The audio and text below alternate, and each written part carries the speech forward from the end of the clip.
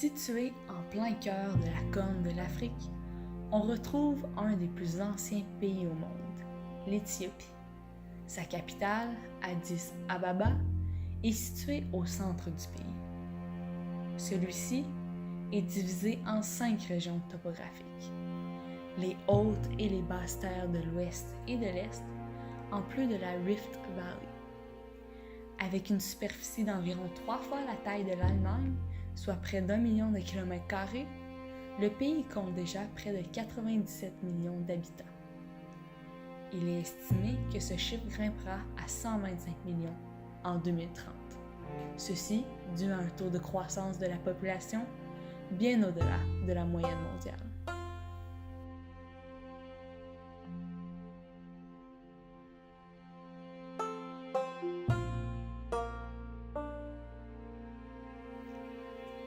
Pour les hautes terres, les moyennes annuelles climatiques varient aux alentours de 15 degrés Celsius. En ce qui concerne les basses terres, on observe alors une fluctuation des températures aux alentours de 30 degrés Celsius.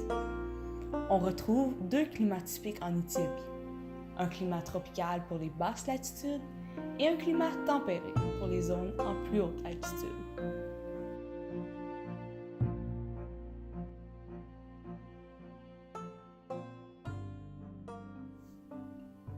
Actuellement, les changements climatiques provoquent l'allongement de la saison sèche, suivi d'épisodes de pluie abondantes. Ces écarts élevés du climat nuisent aux récoltes, augmentent les risques d'inondation, ainsi que les risques de transmission de maladies telles que la malaria. Par exemple, d'importantes inondations ont été rapportées en mai 2018 à la suite de grandes sécheresses de 2 ans. Ce phénomène s'explique par l'aridité des sols qui n'ont pas été en mesure d'absorber les importantes pluies du mois d'avril.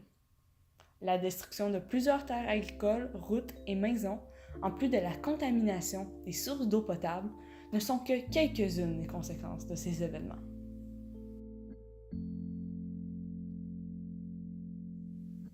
D'ici la fin du siècle, selon un scénario de hautes émissions, l'augmentation des températures à travers le monde est estimée à 3,7 degrés Celsius.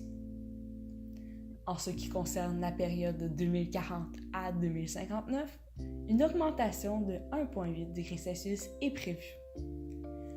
Un accroissement de la fréquence des journées et des nuits ayant une température supérieure à 35 degrés Celsius est également attendu. Étant donné que la variabilité climatique est grande en Éthiopie, il est difficile de faire une projection de la tendance des précipitations à cet endroit. Cependant, pour les régions du sud, il est prévu que les événements de pluie extrêmes se fassent plus abondants, en plus d'une augmentation des précipitations. À l'inverse, une diminution des précipitations est prévue pour la partie nord du pays. Les épisodes de pluie torrentielle, estimés à la hausse, auront pour effet de causer des inondations de manière plus fréquente. La pluie s'écoulera donc à un taux plus rapide, ce qui fait en sorte qu'elle n'aura pas le temps d'être absorbée par le sol et restera plutôt en surface. Le climat tropical ainsi que les températures élevées dans les basses terres sont des conditions idéales qui se prêtent à la prolifération de problèmes majeurs en Éthiopie. En effet, la population des basses terres d'Éthiopie est vulnérable à la malaria. En 2012, on comptait 50 millions de personnes à risque et entre 4 et 5 millions de personnes affectées annuellement par la malaria à travers l'Éthiopie.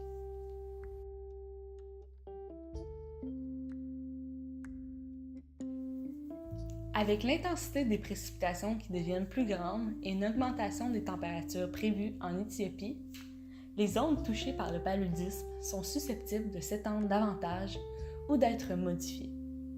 D'ici 2030, l'Organisation mondiale de la santé prévoit 250 000 décès de plus par année à travers le monde causés directement ou indirectement par les changements climatiques.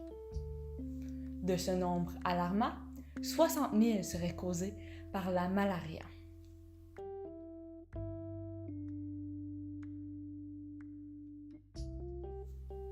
Un problème majeur pour combattre la maladie? Le manque de services de santé adéquats et accessibles à tous. En Éthiopie, les établissements de santé sont principalement situés dans la capitale. Les soins de santé sont donc en quantité très limitée et ils sont malheureusement loin d'être aussi modernes que dans les pays occidentaux. L'accès aux médicaments s'avère difficile pour la majorité de la population.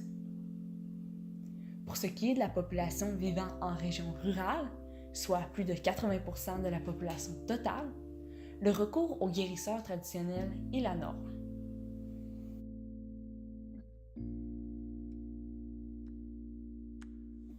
La malaria, aussi appelée paludisme, est une maladie provenant de parasites du genre Plasmodium. C'est une des maladies les plus mortelles véhiculées par les moustiques, tuant approximativement plus d'1 million de personnes chaque année. Elle se développe lorsqu'un moustique femelle, ayant préalablement piqué un autre être humain porteur, pique un nouvel individu. Les symptômes peuvent se présenter sous forme d'augmentation de la température corporelle, de douleurs musculaires, de maux de tête et de vomissements, pour ne nommer que ceux-ci.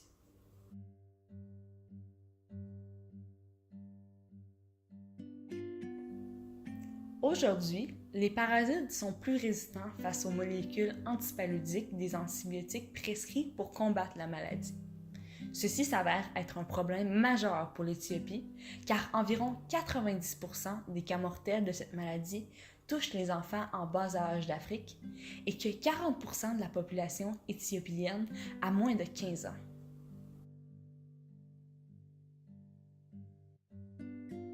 La température de transmission optimale de la malaria varie entre 17 degrés Celsius et 34 degrés Celsius, ce qui correspond aux températures moyennes des basses terres d'Éthiopie. Les températures trop chaudes ou trop froides sont donc moins propices à la propagation de la maladie. Généralement, la transmission de la malaria survient pendant la saison des pluies. Mais en Éthiopie, la transmission de la malaria atteint un sommet biannuellement de septembre à décembre et de avril à mai, soit avant et après la saison de pluie.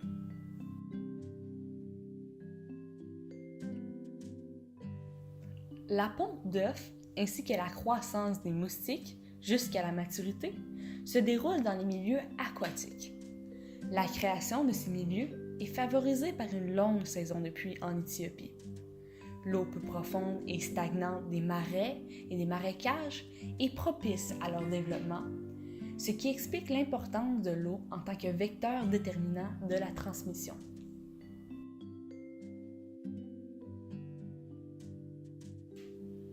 Plusieurs facteurs contribuent à la survie de la maladie, comme les précipitations, la température et l'humidité. Avec les changements climatiques attendus, ces conditions météorologiques sont prévues à la hausse, ce qui est susceptible de causer une prolifération des moustiques. De plus, une étude portant sur la transmission de la malaria montre que l'augmentation de la température de l'eau a un effet sur le taux de maturation des larves d'insectes porteurs de la malaria.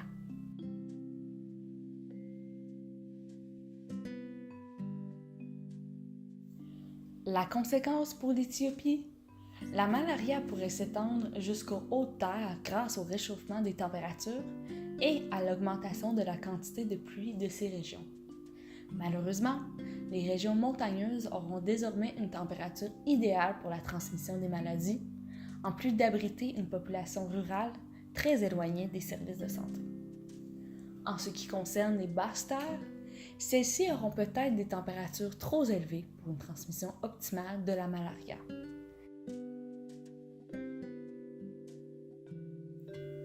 En 2007, l'Éthiopie a publié un programme d'action d'adaptation nationale afin d'identifier les actions prioritaires qui doivent être mises en place pour faire face au changement climatique.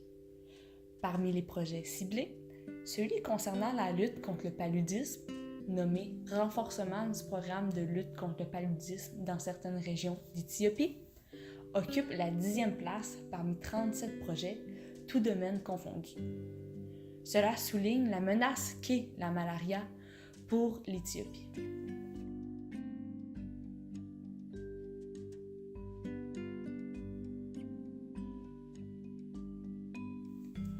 Afin de renforcer la lutte contre la malaria, un projet de recherche mené par l'Institut de recherche médicale du Kenya, avec le support du Climate Change Adaptation in Africa, a vu le jour. Ce projet a pour but de proposer un modèle de prédiction d'épidémie de la malaria dans les pays de l'Afrique de l'Est. Ce modèle permet de prévenir une épidémie de 2 à 4 mois à l'avance. Il permet aussi de cartographier les régions selon la résistance de la population aux parasites ainsi que la récurrence de celui-ci. La formation de prestataires dans chaque région est également partie prenante du projet. Selon les auteurs du projet, l'amélioration de ce modèle est essentielle à l'adaptation de l'Éthiopie au changement climatique.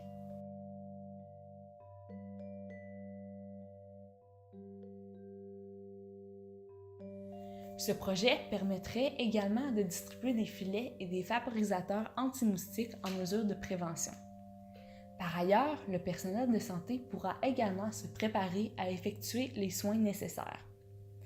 Il est estimé que la distribution de moustiquaires, l'utilisation du DDT, pesticide synthétique efficace contre la malaria, ainsi que des subventions soutenant la mise au point de nouvelles polythérapies sauverait 78 000 personnes chaque année.